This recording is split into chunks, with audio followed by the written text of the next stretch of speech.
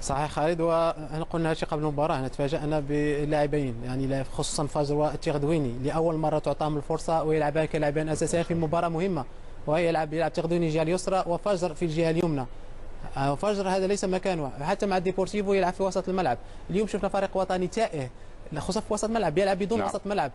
يعني المفروض المنتخب فهو في احسن وضعيه، المفروض ان يستحوذ على الكره، يمرر الكره، لا يعطي الفرصه للمنتخب الغيني للاستحواذ، يسيطر على وسط الملعب. لكن ما شفناش هذه الاشياء، شفنا فريق تائه غير منظم. حتى المشاركه شاكير مع عدوى، لا اظن لاعبين، ربما شاكير ليس بلاعب اساسي ولاعب ظهير ايمن يلعب كوسط ملعب.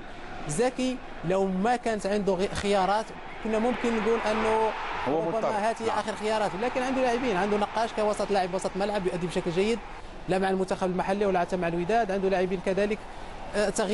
تغيير تيغودان خالد الدقيقه، تغدويني في الدقيقه 37، هذا يعطيك ان الزكي اخطا في اختياراته.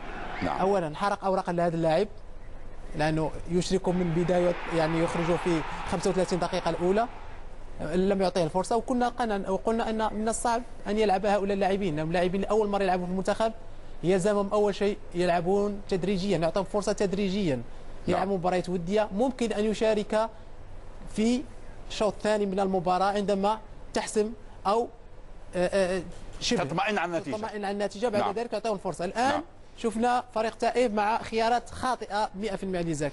طبعا تحدثنا عن هذه الخيارات الخاطئه مع البدايه، مغامره مجازفه.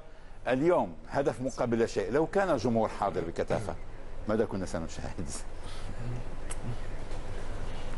ولكن لا أعتقد أن نحن متعودون على قول ذلك. إذا مدينة باتا بعيدة بعض الشيء، ورأينا إذا بداية المباراة، ورأينا أن غينيا الإسيوية دخلت بقوة، وكان منتظر أن يدافع المنتخب المغربي، ولكن